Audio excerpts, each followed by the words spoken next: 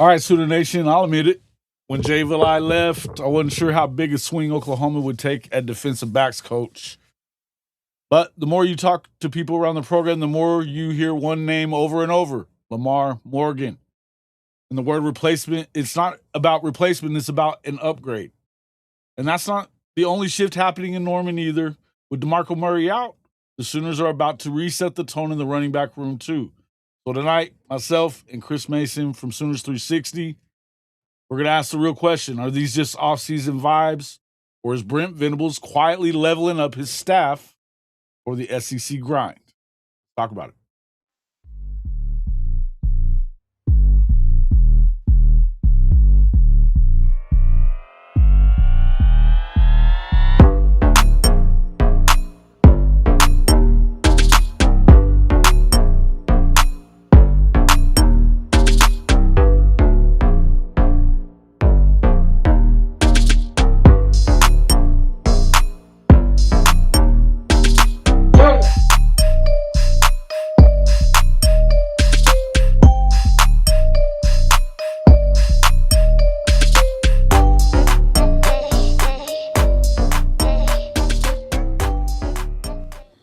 Good evening, good evening, good evening, and welcome back to Sooner Intel. I'm your host, Jason Watkins, with my co-host, Mr. Mason, Chris Mason from Sooners 360. Kchris is down tonight with a bad tusk, so we'll be just doing it alone.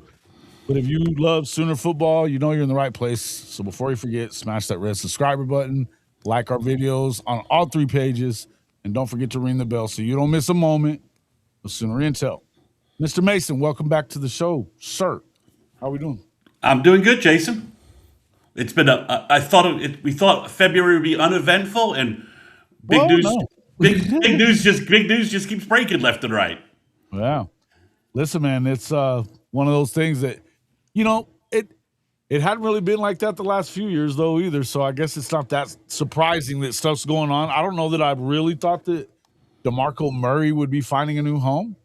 Going to the Chiefs though, he's going to be hanging with Andy Reid and company, and Mahomes and the boys. So look, I know we've been talking about a lot about that. We'll get into that in a few minutes. I think I'm a little concerned about probably the recruiting a little bit, but I would say this: if they continue to target the way it looks like they're targeting on the defensive side, then maybe they go out and swing for the fences for somebody like Rashard Samples or somebody like that, and it turns into something huge. So can't be bad. It could be bad, but I feel like they're in a good position. But talk to me about Lamar Morgan, because I don't think this was on anybody's radar. No, I mean, I think we threw out any number of names. I know I was mentioning TJ Rushing on both a Sooner Intel show and the recruiting Intel show. Yeah. But obviously, and he wasn't on the hot board of any of the major OU sites. So this was obviously a thorough process Brent went through. He didn't take an easy layup of just promoting Xavier Brewer, which I think he could have done, and that would have been an explainable strategy. Sure. But instead, I think he's sort of learned the lesson from the Seth Luttrell situation, and his hiring process is, I think, just has more rigor and more process to it. He's obviously reviewing more resumes. He's getting more opinions from different voices. I think Nagy is probably helping in that regard. Like, Brent, let me give you 5 resumes of guys the NFL really likes. Let me ask my NFL guys for some resumes that you can review, not review, but it just helps when you get somebody else providing you with different perspectives and viewpoints. You end up, I've done hiring before, and whenever people could provide and help me with names to consider and review, it was always a good thing, never a bad thing, right? It's never a bad thing to have folks providing you with information and different data points and viewpoints when you're doing hiring. So I think it shows. Well, when Nagy was last in the NFL, I mean, it's not like he wasn't in good franchises. It's not like he was with the Browns and shit. Well, So they had good exactly. coaches. Yeah. They So had good exactly. coaches, right? Yeah. And so I think it shows that Brent is willing to go outside of the OU guy, outside of the Clemson guy, and Yeah. is willing to willing to review resumes and decide and interview guys and find the right fit. And Lamar Morgan's a veteran coach. Something you brought up and something that Chris brought up last night. That's another defensive coordinator on staff. So you now have Nate Dreiling, Brandon Hall, Chris Godwin, and Lamar Morgan, who have all play called defense at the college level, which I don't think having that kind of strategy viewpoints in the room when you're preparing for football games is a bad thing at all.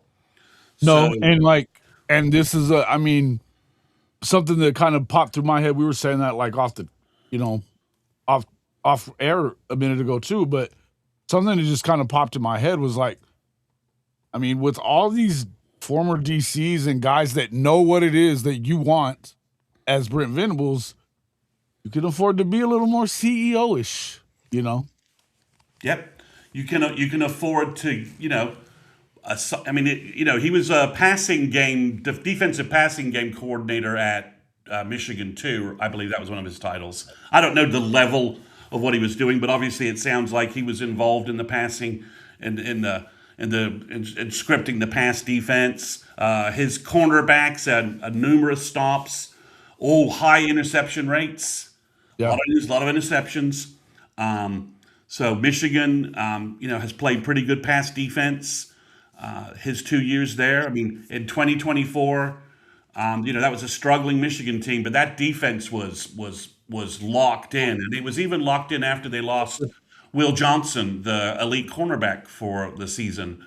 So, but Lamar Jordan, coached Will Johnson. He knows what an elite cornerback on from the college perspective, and Will Johnson's probably going to be elite in the NFL as he gets. He had that knee. That dude's a stud, bro. That Yeah, dude's that kid a was a stud. stud.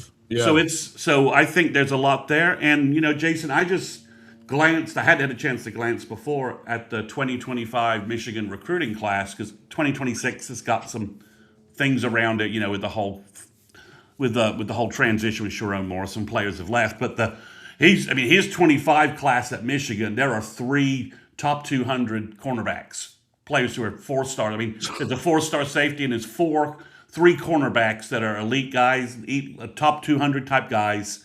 One from Texas, one from So I think and Morgan's got has a lot of experience. I think at Michigan he probably has been recruiting a lot of the California kids that OU's focused on. There was a feature article today by Parker Thune on OU Insider, and he was able to get hold of Juju Johnson, who says, I know Lil Morgan. Coach Morgan's been recruiting me. He's been recruiting me for 2 years. So that will help with Dante Wright, Juju Johnson. He probably has been talking to the Arizona guy, Michael Davis. And Michigan probably was trying to recruit Gabriel Osborne. So I imagine Lamar Morgan's probably had a conversation or two with Gabe Osborne as well. So I think Michigan was recruiting a lot of the same DB talent that OU was recruiting. So I think that helps there as well. That's kind of been going on for a while too, right? They've been kind of chasing the same dudes because these are 2 of the better defenses in the country. Yep. For the last few years, and it makes sense. Michigan's always recruited Texas heavily. They just got a DB. They always recruit California well too. Yeah, they got a DB from Lone Star Frisco, whose name escapes me right now. I'm sure somebody in the chat will correct me. Who I really wanted OU to get, and they were able to pull him in. So I think this shows that OU. I don't think this guy came cheaply, right? And no way.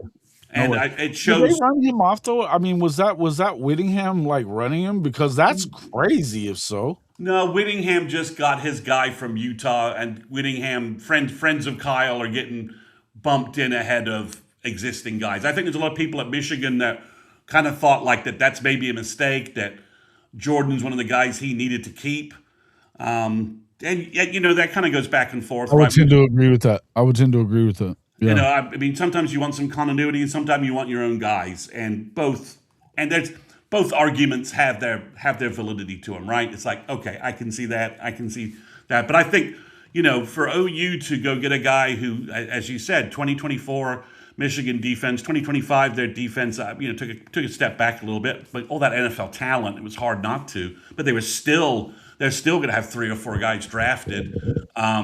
The Oh yeah. Barham kid and Derek Moore are going to be high picks. So, and obviously that he didn't coach those guys, but overall, he knows what he knows what elite defense looks like. I Oh think yeah. he I can. mean, that's one thing about Whittingham is they get it done. Yeah, Whittingham does, but I mean, Lamar Jordan knows what Oh, elite Lamar defense. Jordan. No, no, no, Okay, no. I okay. agree. I would agree with So that. this And is this is a good. I think this is a that's their good. calling card, right? That's been their This, calling card since Harbaugh was there. That's what they do. exactly. This is a good cultural fit, I think, for OU. He brings maybe a little Southeast recruiting, maybe some Louisiana connections. We'll Yeah. see. Louisiana's full of talent. And you don't always have to be. You can pull gems out that aren't the 5 stars that everybody else is focused on. So Mhm. there's an ability to do some of that. So I think it's a good hire, and it just shows to me that Brent was willing to go through a thorough process quickly. He got the guy in a week, Oh. but a thorough process quickly to identify someone. And there's no signs that he knew this guy before this process, which means if you can find somebody you really like, and you can get somebody with these credentials, and you can sell your message to somebody like this, right?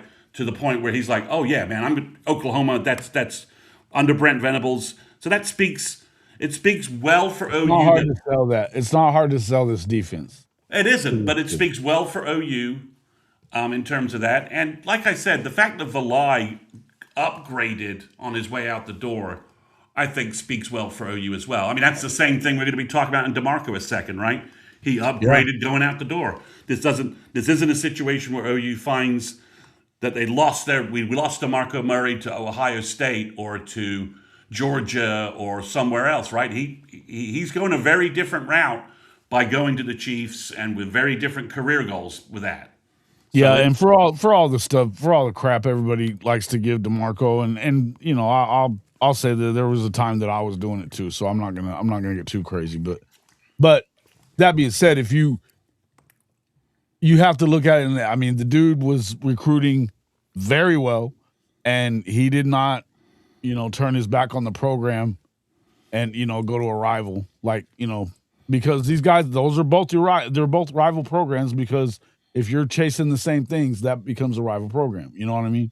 oh yeah, I mean, Georgia, of course, is an SEC program, so if he'd have taken one of them kind of jobs, yeah, it's not good. So it is what it is.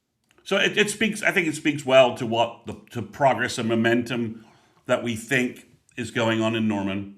So I think Lamar Gordon. It's a big upgrade. Is it an upgrade over Valai? It might be. He might be a slightly better recruiter.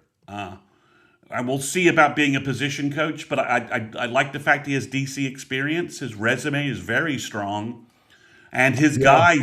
guys get the ball and get interceptions, and Yeah, that's they're ball hawks, man. They really are, and he seems to have them in the right position. Look, it's not a problem that they've had, but having a guy like this, I mean, you didn't want to see them have a drop off in the recruiting because Jay's been killing it. Jay Valai's been killing it. he's been doing a good job. You Yeah, got back to back freshman All Americans, and some puppies that you think are going to be really good, and a Jacoby Johnson that's gotten better year after year. yeah, Coming especially out of last Mustang. year when that wide receiver transition year kind of blew up his year, but Yeah, but even last before that, he was doing well enough that they felt yeah like yeah they could make that move. But the thing is with him, he's just so athletic, yeah, and And he's I've always poised for said a big year. Yeah. when I was saying this year, it's like you didn't hear him calling his name much, but he was on the field a lot. So if you're not hearing him calling his name much and he's on the field a lot, that's a good thing. That means they're not throwing at him. Oh yeah, I mean, I think for overall, I think Lamar Jordan. He comes in running, right? I mean, there were some concerns maybe if you promoted some other folks or you got some less experienced guys that they might have an adjustment to SEC football and getting DBs ready for the grind of the SEC. With Lamar Jordan, you don't worry about that. His experience level tells you that he does. But he's also a pretty young guy. So he's another high energy kind of person that you like. So I think this was a good hire, and it was just surprising, which I think is good that that it's a name that that Brent didn't do the predictable thing, right? That shows that the hiring process is getting some maturity and rigor around it, which is what we want, right? This is how you avoid mistakes by looking at multiple people when you hire folks and not just hiring the friend of Brent or the OU guy the alum that people are pushing. Yeah, and I mean, I'm seeing Quentin Griffin in there, and like that almost feels like to me like that. I would never want AD to become the Oklahoma running back coach because I don't want to hear you people talking about him the way you did about DeMarco. Don't want Well, to see this. again, so I think that shows a certain level that OU's serious about this. I mean, you saw what Jason Witten got paid coming through the door, right? OU wasn't screwing around to recruit Witten and get him in to be the tight end coach. And Yeah. they're not screwing around paying their assistants. They realize that if and when any guardrails get around college football, and who knows when that will happen, if it will happen, but at some point, if it does, putting money into your staff is going to be one way that you counter that cap, right? That you get better. No doubt. And I mean, you saw where, Eli Drinkwitz in December when and I mean, what a deal he got. I can't believe the deal he got, by the way. That, 10.25 a year going up to 11.25 at the end of the deal if it stays at 2031. But every year he has 8 wins. They've given him 200,000 extra and another year on the deal.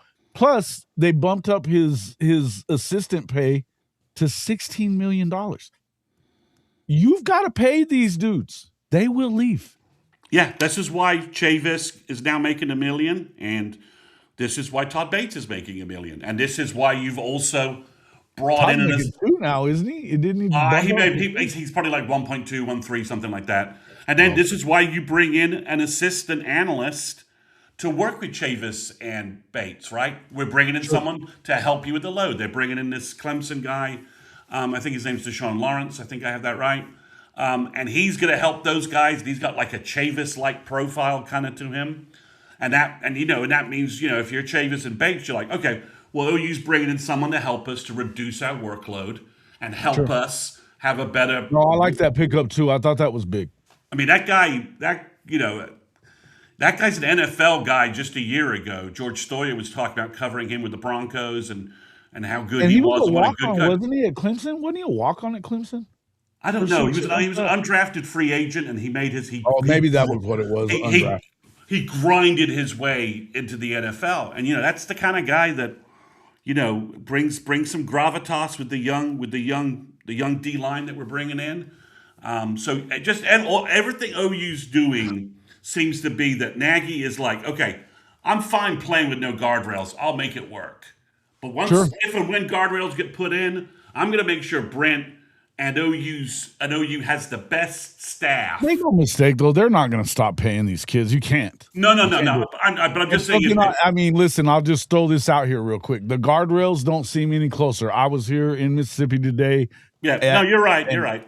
And I mean, listen, well, I'm going to talk more about that later on another show, but suffice it to say, the NCAA, number one, they're not putting up a huge fight. And number two, they suck at it anyway. So it's, these things aren't changing. Trinidad Chambliss is back. He's coming back. The injunction went through. He'll be back this year. Get ready. And these things aren't going to change. But I agree with what you're saying wholeheartedly that the money that's going around college football right now, you cannot sit there and hoard it if you're one of these universities because you won't continue getting it because you won't win. You've got to invest in. So OU's investing in staff, right? Nagy's got has his professional front office, and Brent has the money to go get quality, he does excellent hires. So, I think that the Lamar Jordan thing it shows that I lost a really good guy, I brought in a really good guy. So, I've got continuity on the staff, and I'm bringing in somebody else who has DC knowledge that somebody else who can bring different ideas to the table so that the defense never gets stale, so to speak, if that makes sense.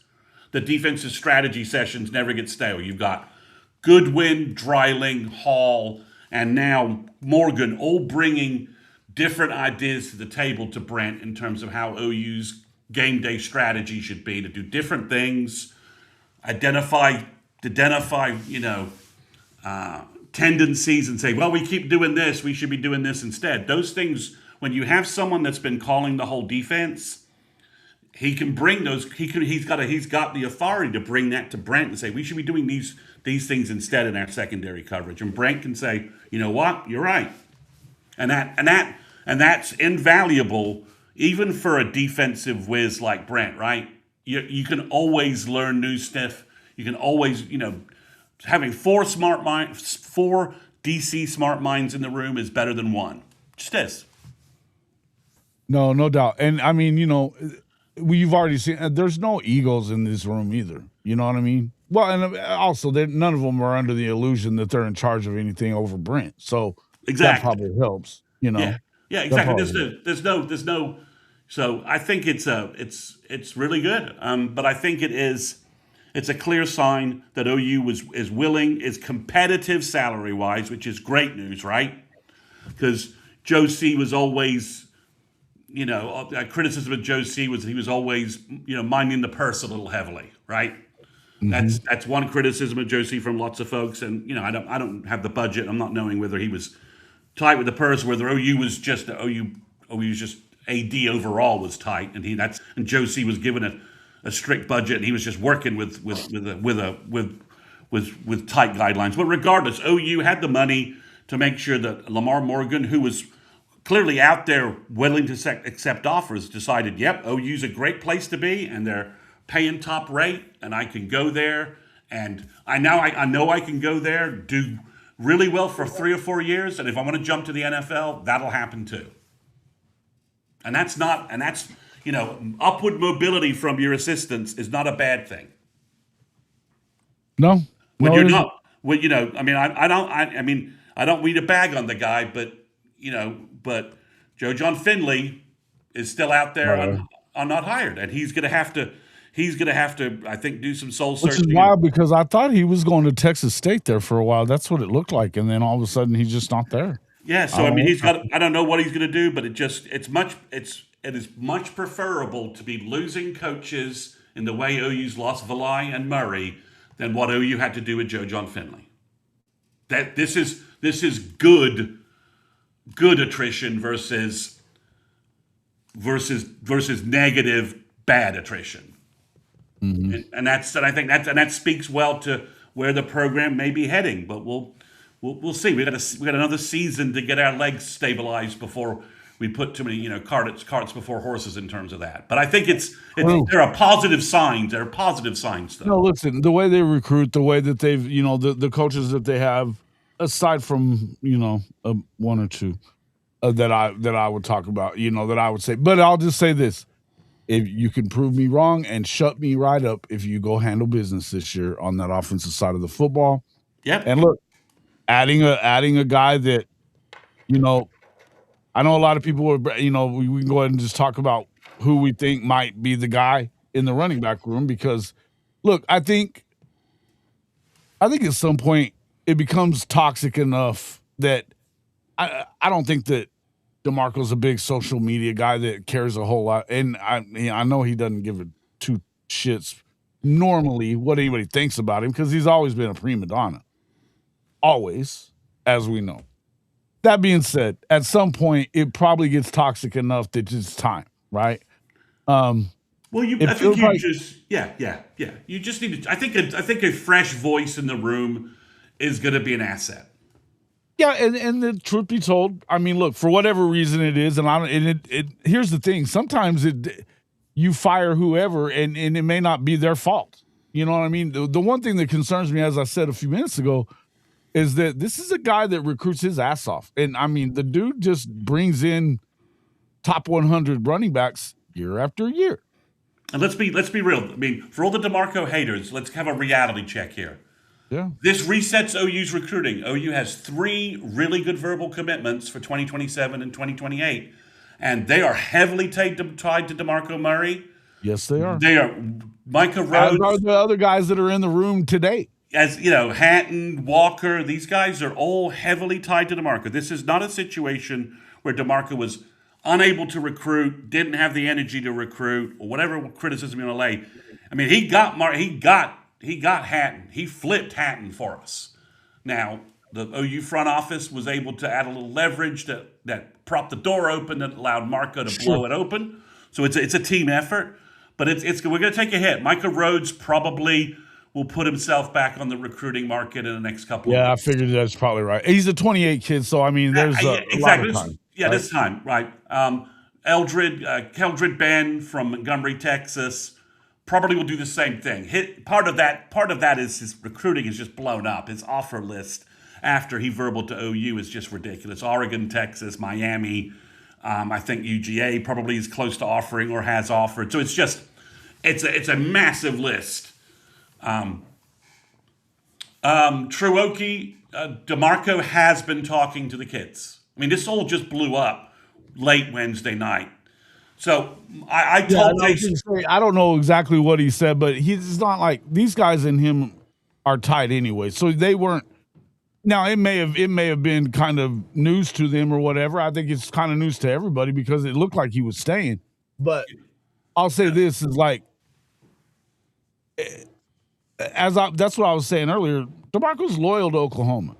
Yeah, he's been talking. He's talking to the kids. He's telling them to stay with OU, wait for the new coach, all the things you want him to do. But the Chiefs have been after him for nearly like 2.5 weeks. Mm-hmm.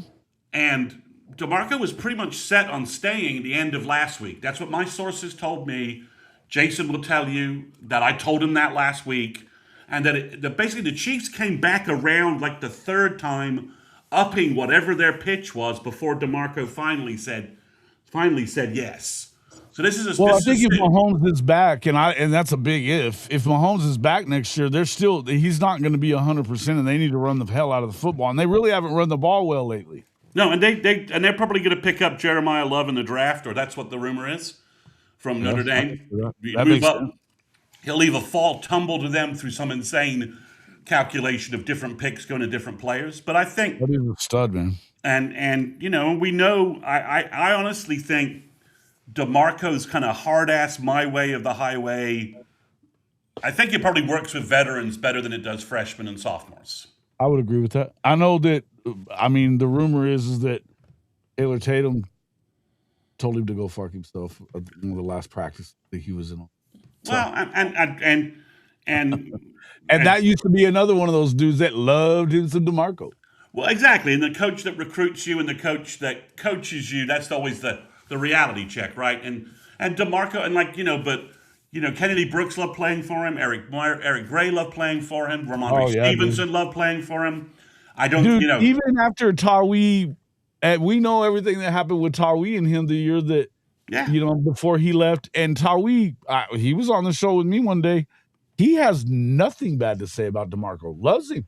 Good. He's a good. So I just think maybe the room needs a little more of a mentor and a little less of a hard ass. And maybe that's a transition maybe you make. I don't know. There's a difference in coaching hard and being a prick all the time.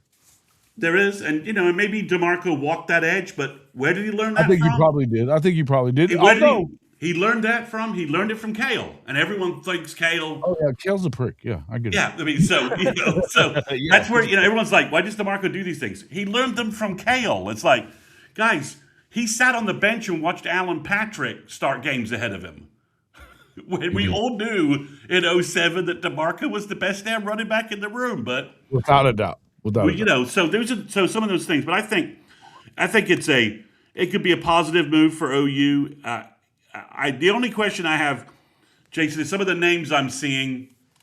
I'll just be blunt. They don't have the recruiting chops and the recruiting pelts on the wall that OU expects on the running back position right now. Now, maybe they can do that with the OU brand behind them, but some of the guys that are being mentioned, I'm like, I follow recruiting heavily. That guy hasn't landed the kind of guys OU wants at running back. Well, here's what I would say though on that. Can you produce talent out of the guys that you get? Like, because I got to tell you, at the moment, we know, and there's any number of reasons why the running backs haven't succeeded in the last basically 3 seasons. We haven't seen much. You know, Eric Gray was the last one. I mean, look, I get it. Gavin Sawchuk, you know, when he was healthy, he was pretty good. We saw sometime flashes out of Javonte a couple of times, but it was never steady. And then, you know, look, I thought that X Rob and Torrey were really good this past year.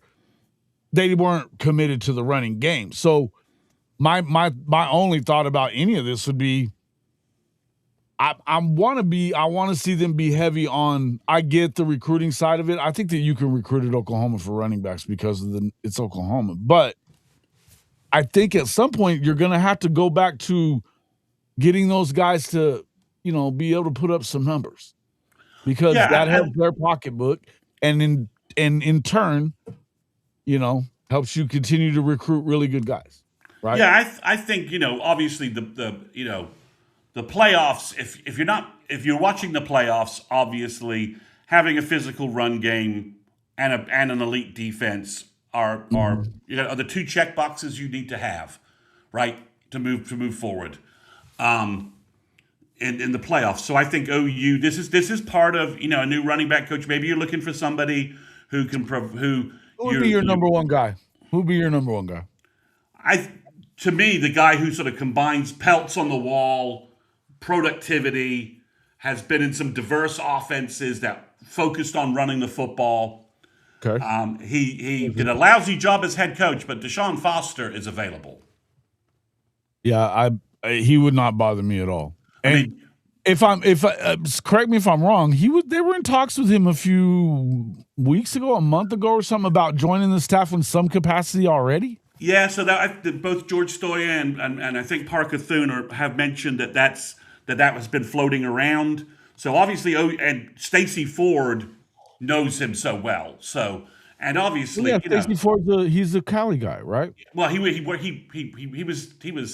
was Foster's director of recruiting, director of scouting, I think. So obviously, there's a connection there. And for those that don't know, remember, Deshaun Foster was a superstar running back out of Texas. Spurned Texas and OU to go to UCLA, was great at UCLA. He's done a good job coaching. He was good in the NFL when he was healthy. He was a damn good running back in the league, too. That guy's been a stud since he woke up. And he's got pelts. He's got pelts on the wall from recruiting. He knows Texas. He's got the gravitas that you would need and like. So I think that's an obvious fit right there, I think, for the most part. And obviously, you know, I like the fact he was under Chip Kelly in terms of running back coach under Chip Kelly. Nobody runs it as a coordinator like Chip did. And Chip ran the damn ball, and that was untalented. I love those wide splits and running downhill. Ooh. You know, and that was some. You know, Zach Charbonnet was doing nothing at Michigan, transferred to UCLA, and was like the dude, and he's the dude and then we know what Charbonnet did with the Seahawks since he's been there. So this is when Foster's talking to, you know, Jonathan Hatton, he says, I can make you Zach Charbonnet, and you can be what Zach, you know. So he brings a level of done this, know this. For a job, isn't he? Still out of a job? He's out of a job because UCLA had to pay him off, right? So that helps. Sure. So I think he was in year 2. Right? So that's the name. If you could pull him from Detroit, I mean, Tashard Choice makes too much sense as well. No doubt. And I mean, if you could pry Rashard Samples away from Oregon, that makes sense too. That's a recruiting power bomb in the state of Texas. Well, that's what I'm saying. You're talking about. I mean, if we're talking about recruiting chops, nobody has recruiting chops, including DeMarco, like Samples. No, he that's a bomb. Oregon's running backs have been fantastic. Their running game, their commitment to their running game. I like Alford too. I'm with you on this one. Yeah, did Whittingham retain him? because he was last at Michigan, right? Yeah, but I'm not sure.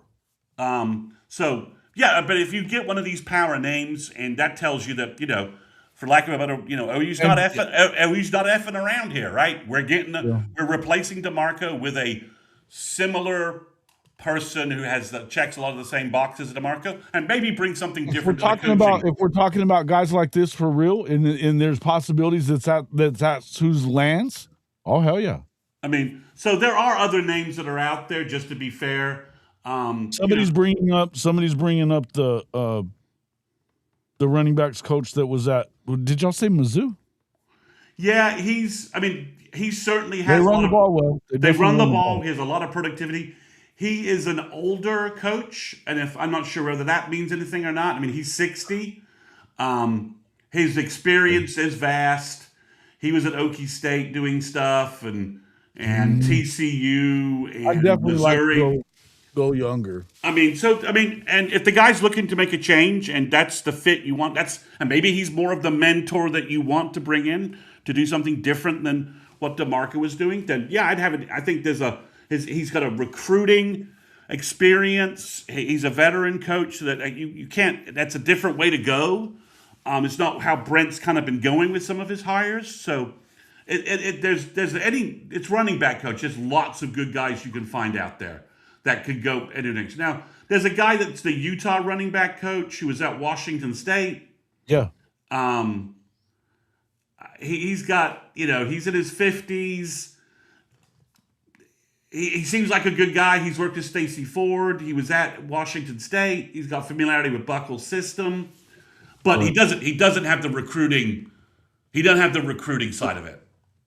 Well, So- yeah, he hadn't done it. Yeah, I mean, he just hasn't recruited at the level that we need. There's there's some Stan Drayton is out there. He's now at South Carolina. That name keeps coming up too. Would he bail on South Carolina having just Wouldn't taken you? that job? I Wouldn't you? would. I would. Cam Martin. He's got the hottest seat in the SEC. Cam Martin. You could leave. You may be leaving at the end of the year anyway. You may be leaving earlier than that. Cam Martin, the FSU guy's coming up. He's interesting. He's very young, but he's interesting in some of the production from the guys he's coached. He coached R.J. Harvey at UCF, and R.J. Harvey with the Broncos that guy's a dude, and he was a dude at UCF. He was. In 2023 when we played You UCF. guys have worked with the Shanahans and stuff like that. They know what they're doing with that shit. Yeah, so that's a name. So it's running back coach. There's lots of guys that you could potentially find, but it's hard to imagine that you were actively thinking about bringing Deshaun Foster on as an analyst, and now you have a running back coaching position open. That if we were betting on this, that's who I would bet on. But Brent, like I said, but again, Brent went off the hot board for Lamar Morgan, and maybe he does that again. I don't know. It's going to be interesting. I do think it's clear that OU is not screwing around in terms of pay and opportunity for assistants coming in. They see this. Well, again, that's the most. I mean, loyalty. All this loyalty talk and shit like that. And loyalty goes both ways, and loyalty is shown through your paycheck. Well, and again, you need to be, it's okay being in a position when your guys excel and move up, because that allows you to bring in new talent and good. You're not scrambling trying to find guys. This is the. Oh, but make no mistake. The corner job looked good to everybody. The running back job's going to look good to folks. But that's what I was going to say, and make no mistake, the running back job is going to look good to a lot of people. Because guess what? Even if you don't believe that like Buckle's going to do this or that or whatever, you can only go up from last year. Yeah, and because the missing production wasn't a missing talent thing. It was a scheme thing, and what they were, the inability to adjust. And the offensive line should be better. The tight end room should be significantly better. All of these pieces, and we should be healthier and deeper in the running back room. All these things equal, the right guy coming in is going to get a lot of praise. Mm-hmm. OU turns this around. The running game turns around. the running back room excels, is that guy's gonna get a lot of praise as an opportunity. Plus, let's just talk about the running backs that OU has. It's I mean, we don't want to put Quentin Griffin and make AD our running back coach, but it goes from those guys, right, to DeMarco, to Joe Mixon, to Ramondre Stevenson, to Rodney Anderson. I mean, there's we're about due for a breakout season from an elite Sooner running back. You're on mute, Jason. That's what I was about to say. You need to get a guy that can. We're due. We're due. And a lot of that, again, I think scheme's going to have a lot to do with that. But maybe another voice in the room and somebody to look. You go get a guy that's been, they run the ball a certain way and it's done good. Kchris was saying last night about he felt like, sometimes these guys, maybe they're a little too patient in the hole or something like that. Yeah, and I think that at times Torrey wasn't patient enough last year, but he was bursting quicker. But I think Jonathan Hatton, I mean, the guy is, this is kind of that complete running back type of guy. He's got big time speed, but he's also got that low to the ground, and he doesn't mind running over people. He reminds me so much of Samaje a lot whenever I watch him. It's just very similar to like the way that, pad level low, but he can get it, man. The guy can just get it. I mean, it's a very talented room. We've been hearing nothing but great things about Walker and Hatton from winter workouts. That Walker looks way beyond his recruiting rankings. What my source told me.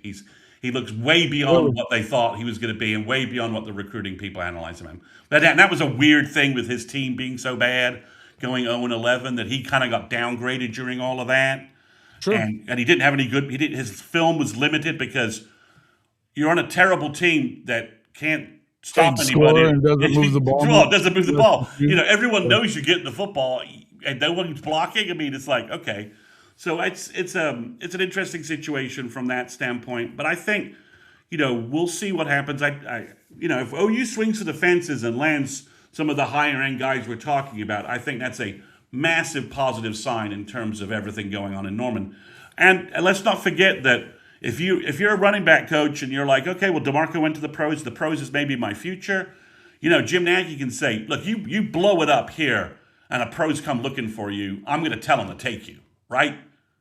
Yeah. That, I trust me, I know the guys who are going to be looking to hire you, and I can get you, when you're doing good enough to get interviews, I'll be punching to get you where you need to go. And that's an attractive thing too. Once assistant coaches start seeing that Nagy is helping guys move up, that helps as well, because that's a culture of, because like I said, the big reason DeMarco I think went is so he could mentor under Bieniemy, mentor under Reed, and start getting more involved in offensive game planning. That's what I was told, that's what he wants, and that makes sense. And so do you think that they do swing for the fences like that, or are they going to go after somebody that he knows from one of his former stops? Well, C.J. Spiller was a name mentioned. He's a Clemson guy. I think the Clemson connection. I think everyone going back to Clemson, I think that gets weaker and weaker. That dude. Yeah, he could run. So, but it gets kind of weaker and weaker. I mean, there's some interesting. I mean, there's some names there's some guys who I'll admit. Tommy Robinson is at UTSA. He's 62. Yeah. He's been all over the place. I don't know what to think of him. In terms of, I think he's been successful. But I think at a place like Oklahoma and right now with this staff, you're probably leaning more towards Young, right? Yeah, I think you're a little young. So having said that, watch him youngish. Yeah, I'm not sure they're going with someone who's 28 or either youngish or completely polished and knows exactly what they're doing. Yeah. So I think it's a chance to reset the room. I do. Like I said, we're going to take a recruiting hit here. We may not have the same guy. Jackson Stokes is pretty heavily tied to Stacey Ford, so I don't see him going anywhere in the short term. But Texas badly wants Keldred Ben to visit, So does Oregon. So, and but if OU hires the right guy and he just clicks with the kids and they're hearing they have the same sort of like the guy brings in has the same sort of gravitas that the big part of DeMarco's message was like, look, I've done it at college, I've done it at the pros. I know what you need to do because I've done it, and that resonated with a lot of kids, and that's why he was able to recruit at such a high level. If you can pull UGA's running back coach, yeah, that's if you're pulling a coach from UGA with the running game they have and the running backs that they recruit and the talent they have, that's not a bad idea. There's a guy from Georgia Tech that I also think has an interesting resume as well. So yeah, they could go a number of directions, but overall, it will tell us a lot about Brent swung for the fences on the defensive side, right? Of course, that's what he does. He's a defensive coach. And so we'll see if he swings for the fences on the offensive side, then we'll say, all right, this is just what we're doing in terms of hiring. That's where, I mean, look, I think they've done okay on the offensive side. I don't think they've been great at times, right? I mean, I'm talking recruit-wise. So the running back room is really good. The running back room's been really good. But I'm saying, like, yeah, I think, I think that's that kind of indifference I feel like I don't want to see anymore. And so maybe, I think maybe Brent, that's where, we want to see improve it again. Go get another good one. Go get it. Witten, I think Witten's going to be great for recruiting. I suspect he'll probably be a pretty damn good coach. I see that, right? And you brought him in at a high salary and and everyone that's from the NFL side said that the last couple of years he basically was like a coach player for the tight end spot, that he was basically that's what he was doing. So, and he was coaching high school kids. So he's been working with that population. So that's not a gap in his resume. So, and OU struck quickly when the Bama guy sort of fell off the radar. They did not wait a single instance in getting Witten signed and into Norman. So I like that efficiency. I like I like them doing being effective and being efficient. It was the same way Nagy was in the portal. OU was efficient. There was a plan, and they executed it. So, the thing is that you're not seeing a bunch of no's coming out of Nagy. I mean, I know that he's in charge of the roster, quote unquote, whatever, right? I think when they want somebody, they're getting them, and so wherever it's coming from. Yeah, they're still getting their guys. They're probably they have a process to resolve conflicts when the coaching staff wants one guy and the scouting team says another guy. They have a process to work through that. Sure. So Nagy detailed that in an interview. So, but you could just look at the 2027 recruiting class overall, top to bottom. OU is not effing screwing around in acquiring high school talent. Nagy is getting contracts, getting guys signed, and getting verbal commitments, and there's 4 or 5 guys that are like in the hopper just waiting for public announcements. So, and those aren't running backs. So what I'm talking about. So I think this is, I think the running backs are probably sitting back a little bit tonight. They are, and that makes total sense because DeMarco was their guy, and that makes sense. But can OU close that gap with the right hire and quickly do that? Sure they can. And OU, the one thing I will tell everyone, they're going to hire. This is going to be a quick hire. This is going to be. We'll by what was it? What was the Morgan hire? Was it about 7 days? Yeah. Okay. So DeMarco left Wednesday. Right. We might have somebody Sunday. I think. I think we could have somebody that quickly because they've known about DeMarco and the Chiefs for a while. So you had to be actively working your. Not even just that. The last few years, people have been. Exactly. The pros, Ohio State. All those places. So you had to have you had to have in a drawer. Okay, this is my starting list of names. Cross ones off that aren't realistic because of job changes and doing it. So I think OU will move quickly because OU wants to have this guy in place long enough that he's had multiple phone calls with our running back recruits in February, right when he can't meet them in person. But OU will then push those verbal commitments, if they're still verbals, to be And at you the got March, Future to be Freaks at the coming up. Don't you have Future Freaks coming up? And then, of course, exactly March 7th. You do spring everything. is coming up. Spring practices are starting soon as well. Exactly. Come to a practice, watch me coach, the guys, get a feel for what's going on. So I think that's why it's going to be quick, right? So the guy can quickly come in, build a phone rapport with the guys, and then in-person rapport March 7th at the Future Freaks event. Basically don't focus on helping any other recruits. Just meet with the three verbals and meet with them and get to know them. And then guys come back. We now have a spring game again, which we can use as a recruiting tool, as opposed to that combine shit. Yeah, well, I'm with exactly. So, but it's you. that way. But it's a recruiting tool as well, right? I mean, you can invite kids to come to a spring game, and when they're going to see the future of the team and they're going to see the young players, you can't bring them to that combine crap. No one's going to bother showing up. It's an embarrassment. You're not going to invite anyone to it. But now we have a spring game again. You have a chance to bring in the running backs for the spring game, see how the young guys play, see what's going on, and go from there. But there's a recruiting hit that OU's taking. Is it worth it to reset the room a little bit? Well, that's something we won't know for a couple of years until we see what's going on. I do think some of the problems with the running game, I do think it was a little unfair dumping it on DeMarco, especially 24. I mean, what the hell is he supposed to do in 24? I mean, same thing for Emmett Jones. I don't take Emmett Jones to task for 24 either. Man, come on. There was nothing to be done. I think it's a stupid narrative. A lot of this stuff, anyway. But there are people. I don't think it's an EJ problem. I don't think it's an EJ problem. Yep. So there are people that were happy DeMarco left, and I'm like, all right, well, great. And as I said last night, I'm just happy I don't get to hear them whine about DeMarco for the next 7 months. Yeah. But I'm sure September 1st, when the running back isn't going for 70 yards on the first play, I'm sure I will hear people wanting to fire our next running back coach.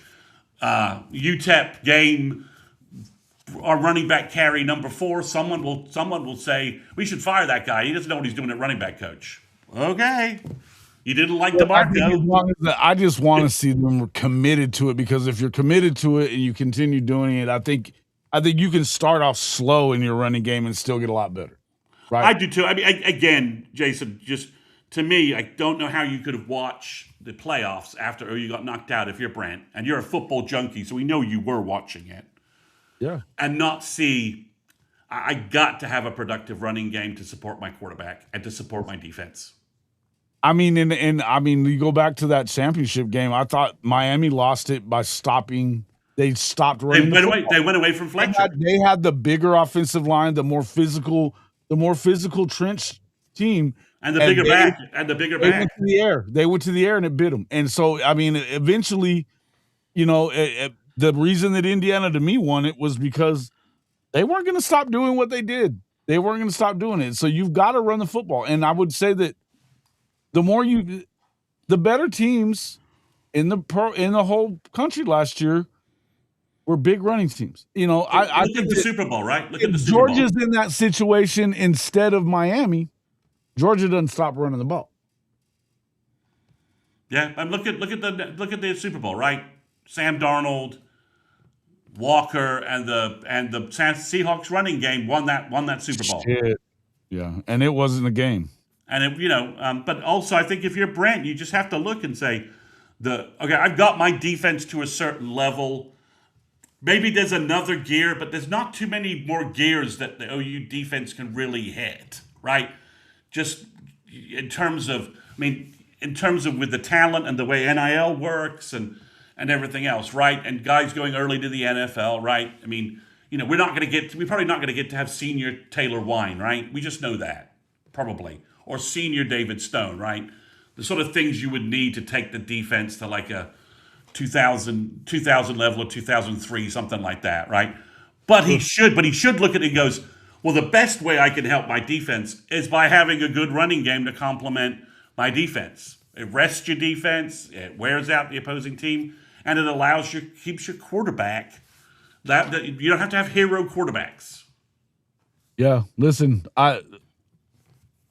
with the way that we saw him mature at times last year, game manager is the word of the year for me for him. So just run the ball. And let him pass when you've got better weapons. Use your better weapons and have a more balanced game plan where Well, the and don't ball's have not them in. Watkins zoned on the back end where they don't have to, that they know that you're not going to test them there. Yeah. So I mean, I think all of that you have to add that up. You did. I'd have to think you did not pay Kevin Wilson $500,000 as your offensive analyst guru guy not to use his acumen with the running game. I agree 100%. I mean, you just he loves that job. He loves what he's doing. Get him in a room with Bill Arbuckle and Brent there, and just view what we should be doing and tinker. And because you've now got, like you said, you've got 4 defensive coordinators that can really focus on keeping your defense humming. You, as a Brent, you've got time to spend sitting down with, last year he was coaching for his job, so being the super DC made perfect sense, right? That was all. He was just doing what he needed to do to keep his job. Completely understandable. But you need to transition this spring. Now what you need to do to keep your job is to make your offense better too. Well, just take your job to the next level, right? I mean, put all those doubts away, put up 10-win seasons, drive in the playoffs, and then Nagy's taking care of your recruiting pipeline, and he's going to take care of your portal pipeline. So it's really just get the offense going, but push your agenda of running the ball. If I'm Brent, I'm like, I need a kick-ass running back coach who can bring some ideas to this table and bring experience and continue to get the elite guys that DeMarco was getting, so that we have studs in the backfield. So I think that tells me that got to hit, right? One of them's got to hit. Yeah, I mean exactly. So the reason that one of these guys is going to hit. Well, I mean, and they have hit when they've been healthy. Listen, like I said, I think Torrey's a home run hitter all day long. We've been saying that since last year. I think that X-Rob, when healthy, is he's a beast, and I think that Hatton is gonna be. I think that he's gonna, I keep using that analogy you used that day. I think dogs, if they're gonna bite, they do it when they're puppies, and I think he's gonna bite. He did. And it's.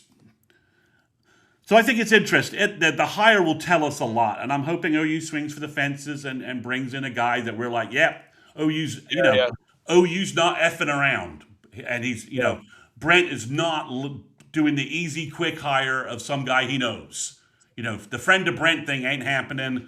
The bringing the OU guy ain't happening, and bringing the Clemson guy's not happening. Brent is pulling the 4 best resumes he's getting from a voice. I love the way they've been going after. Hey, listen, I would be okay with this guy at Michigan. I mean, look. Yeah, I mean he's. I mean, again, their backs are really good. So have been good. So let's not. That'd be fine by me. I'm if you swing for the fences and bring in an elite guy, a guy that everyone's like, okay, that's a big time hire. I'm fine with that, and it would be a good sign that OU's doing that and Brent's doing that on offense as well as defense, and he's like, game on. I'm racking my staff up because I got the money to do it. Yep. So, Mr. Mason, we've been going for an hour. It's late. Yeah. I know it's later for you than me, but I've been on the road and it's been a long day. I'll be back in the morning to talk Trinidad Chambliss and some other stuff with Marcus Dent. I know you've got a recruiting show coming tomorrow night.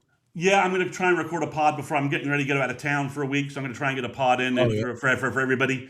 And then Chris, provided Chris is not on the DL, we'll have a recruiting intel on Monday to try and talk about some stuff, and maybe we have some running back news. So I don't know. Answering this question, do I see Robert Blaylock playing next season given our lingering injury issues? I think the lingering injury issues may have been partly a product of Schmitty. So, listen, I'm going to put it to you this way when it comes to Blaylock. He didn't stop playing. He was hurt in game 1, and the dude continued to play.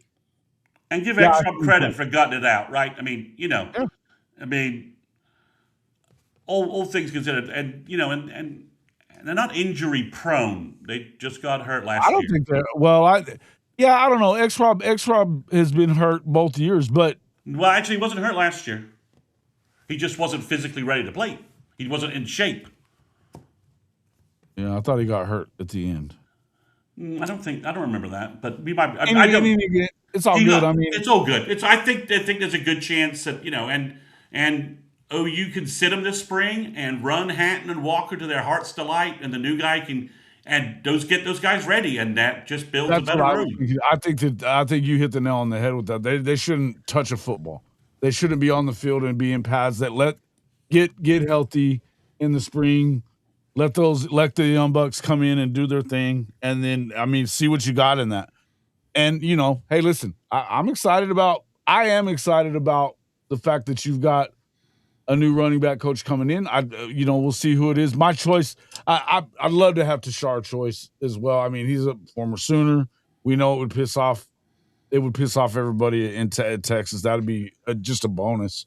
But I think he's also very good. That running back room in Detroit immediately got better when he got there. I think Exactly. Like Tory Blaylock takes Blaylock aside and is like, "Hey, you could be Jahmyr Gibbs. Yeah. You have the speed. You've got the moves. Let me help you. Let me help you make that. Let me help you get there." I mean, I think there's guys that they could hire, but I just hope they swing for the fences. But again, maybe if they get a different name, you take a different view of what they're doing. As long as they go get a guy that's a guy, you know what I mean? I want to do to the running back position, like a guy that you're not having to worry about getting guys. Yeah, and I'm still.